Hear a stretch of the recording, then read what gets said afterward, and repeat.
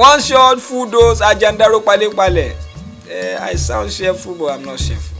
You see, they say when a man loses so much in his life, he starts to reflect back on where he's coming from.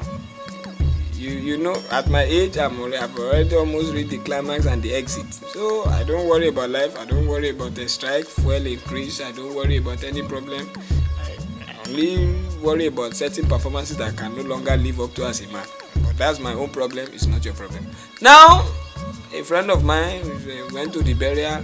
It's good that when somebody passes away to the great oblivion, is obituary, they write obituary, or they say gone to glory, or they say transition.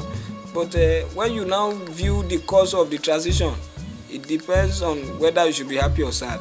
If they say somebody died of cardiovascular complications, you understand as cardiac arrest. If they say somebody died of he died in his sleep, we understand.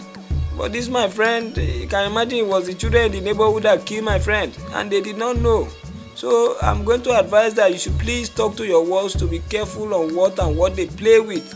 What's happening to my meter? My Twitter is not supplying. Okay, so I hope they are hearing us at home.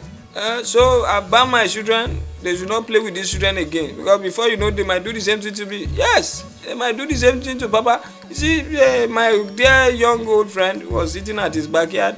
He was having cool, free, fresh breeze air. Then all of a sudden, the children were playing. They were playing. I said, when some people die, they say he died of cardiac arrest. He died of motor accident. It's better. But how can you go and carry body to give doctor to give you statement of death, and they say he died of banga? The children were playing knockout in the neighborhood. They throw banga. As the banga do pow, Baba remember civil war and his heart just left his body. He died of banga.